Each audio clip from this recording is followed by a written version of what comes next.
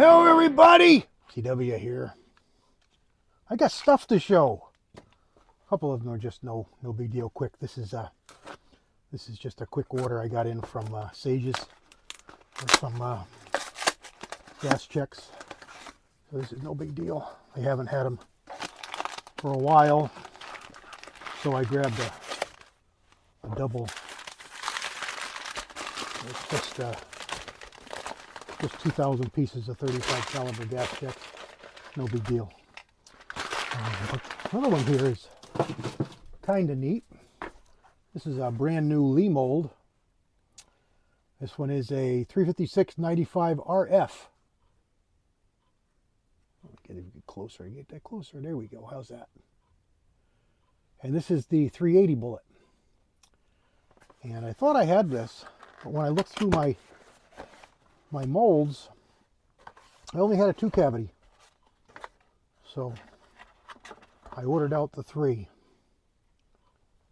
And see how they're. No Shirley sticker, no USA sticker, no checked by Shirley, so Shirley must be long gone, unfortunately. So let's get this open without scraping this as best I can. See what our mold looks like. Oh, lots of burrs all over it. Yeah, we'll have to stone it.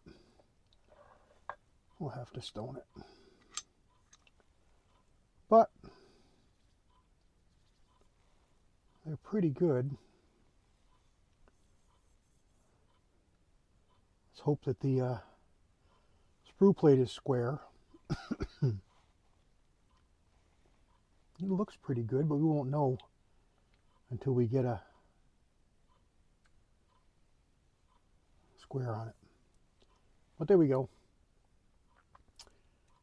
That's the 356-95 RF. It's a nice little bullet. So that'll be coming up. I'll make some bullets with that one. I had a little tickle in my throat. I'm sorry. I've got a drink here somewhere. My coffee is around here somewhere. We'll set these aside. And here is the big thing I wanted to show you today. And that is a new rifle. New rifle for the channel to play with. And I got this from my good brother. Oh, it's not cocked. I went and uncocked it. All right, stand by. I got to recock these out of the gun. To disassemble them, you have to put it on safety. So it has to be halfway out. And if you do what I did and push this button and take this out, it decocks it because it's on the cocking cam. And it decocks it. So then you got to recock it. So the reason I'm taking it apart is because this isn't mine. This rifle came without a bolt. That's how I got it. So we needed to get a bolt for it. So I had a bunch of bolts. I went through all my bolts and I found a bolt that was fitting pretty good.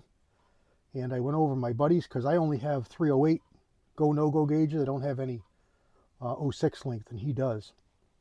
So I went over there and found out that nope, I don't have the right bolt. The bolt I have is a push feed bolt. This is a claw extractor bolt. So what we did was we went through all of his stuff and we found everything we needed except for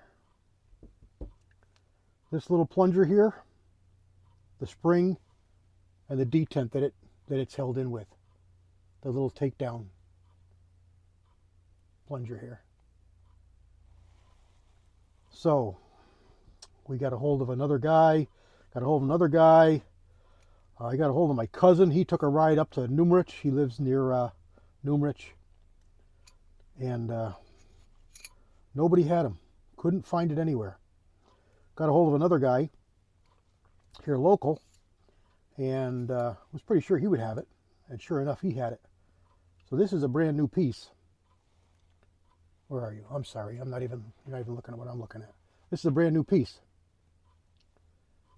So I got the retainer, spring, and bolt. I just got to put them together. Well, while I'm putting this together, I realized that this spring, although it looks right, it's not right. It cannot collapse down far enough because of the diameter of these coils to get in there. So I had to order a new spring. So I got a new spring coming. So once I get that new spring, I can put this together and we can use it. I already checked this bolt for headspace and it's fine. I've got a dummy, this is a dummy bullet right here. No primer, no powder, but it's one I did on my dies. So I can show you, not that you're gonna learn anything by it. You just, let me back you out. I got you too close. This just drops in, almost no resistance. Put the bullet in. Now it's got a little bit of resistance. Just cams over.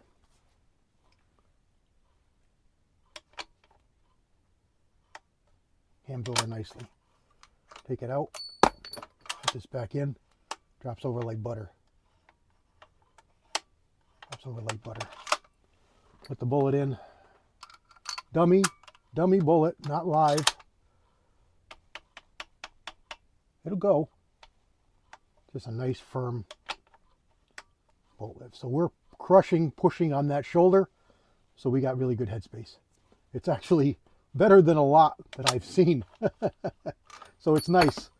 And according to the guy I got the parts from, who's a long-time retired gunsmith for Winchester, that's the common. As long as your parts are within spec, it's gonna be perfect. There's not a lot of that they do with fixing headspace. They machine these parts and machine everything to such tolerances that they just assemble, and everything's fine. So there we go. So what this is a Winchester Model 70 classic stainless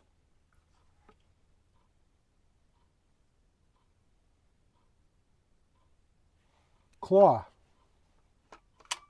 extractor. So claw, it's not a push feed. And I got to run the date, but it's a G, which is kind of strange. It's a G prefix. But there it is. It's got a very nice trigger. One thing it's got that I can't stand that they come with is these Phillips mounting bolts. But I'm going to fix that here in just a second. I've got bases to put on. I've got rings, and I've got a scope that I hope is going to work. I've got an option for a different scope if I want to, if I need to, I should say. But the one I want to put on here is a Hawk Vantage IR 30, WF30, I think. 3 to 12. Should be a nice scope for this. So I'm kind of excited. This has a 24-inch barrel, so it's got a lot of barrel. This is my first stainless steel bolt action. I've got a couple of 06s, but I don't have any with a 24-inch barrel. So I'm anxious to see what we can squeeze out of this with a 24-inch barrel. The reason that I have this part here is this is my buddy's, and this lets me shoot this gun. Got some rust on it. I'll clean that all up for him. But this will let me shoot the gun. The one that's supposed to be in here is just a little bit different shaped, but it does the same thing. This is probably a push feed bolt, but it does the same thing, works the same way. Everything is going to be the same. But if you notice that the spring is different. This spring is shorter. Let me zoom you in. So if we set these the same, actually, let's take this right out of here. You set these the same, so we're going to look at the back of the button, and then we're going to look at the claw, or the cutout. Cutout's way back here on this one, it's way up here on this one. So the springs are not all the same on these. but the firing pin is the same length. Sorry, I know focus is kind of screwed up. Overall length is the same. So we're going to be fine. But this, I think this spring diameter of these coils, the diameter of the wire, is too much. It won't compress down enough to allow me to get that claw in there. It'd be not a lot easier if I could do it this way, but I have to do it in here. So once I get that spring in, Midway had them, 15 bucks.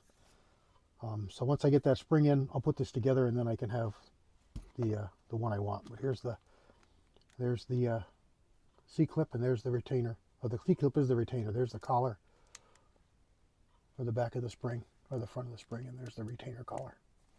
So I got everything in stainless, just like I'm supposed to.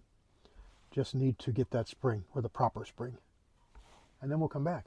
So I want to launch a 3006 series, another one. Did one last year with my father's Mauser 3006, and we decided on using the 168 grain gold dot, and really liked that bullet a lot. And I wasn't able to get any more. They weren't available. Well, just 2 weeks ago, they cut loose and they were available. So I've been buying as much as I could within reason. They only let me buy 2 boxes, 100 rounds at a time. But I found another supplier that has them, so I've been buying them. So I've got about 400 now, which should be enough to feed the 2 rifles for quite a while, assuming this likes it. It'd be really nice if the same powder charge worked, and we'll try it. We worked up to a maximum load of stay ball 6.5 in that rifle, and we got about 2830, 2840 feet per second. So it wasn't really fast, which kind of surprised me. It should have been faster than that. I did not reach the maximum the book said I could reach, but I reached pressure signs in my rifle, so I stopped. So, but even so, the book said I should have been getting a little better than what I was getting. So we'll see what this one does, what this one can do. 2 inches longer barrel, 24 inch. The other one has a 22. So we'll see where we get, what it does, how it shoots. No guarantees this is going to stay 06. No guarantees really about anything. I may make this a donor action and make something else out of it. I may not keep the stock. It's just a fiberglass, plastic stock. It's not too bad. It's pretty rigid. It's pretty rigid, but it's a plastic stock. So we'll see what we're going to put it in for a stock if it's a shooter. We'll see what we're going to do if it's just going to be an action, if it doesn't shoot, and I'm going to pull it apart. I don't think I'll rebore this barrel, but that's not out of the question either. The barrel can be rebored to another caliber. So heck, we'll see. The sky's the limit. It's an open, empty slate. But to start off, I've got 200 brand new pieces of 3006 brass. I have picked up some 165 grain Grand Slams. I got a couple hundred of those. I picked up some 165 grain Nosler ballistic tips. And I've got recently those 168 grain gold dots. So we've got some 165 issues to play with. I want to stay 165. I don't need a 180 in this gun. I'm not a big 30 caliber guy anyway, so it won't see a lot of use, but 165 I think is going to do everything I need this to do better than a 180. So that's what I'm going to start with. May find different, may change down the road. As of right now, I want a 165. I've got that 742 that I shoot 150s in, and I've got the other Mauser that is also 168 grain. So we'll see what this does. So it's going to be interesting. So stay tuned. Just a little mini channel update, little mini, you know, couple of neat things, and we'll see where we go. Thanks a lot, everybody. God bless. CW out.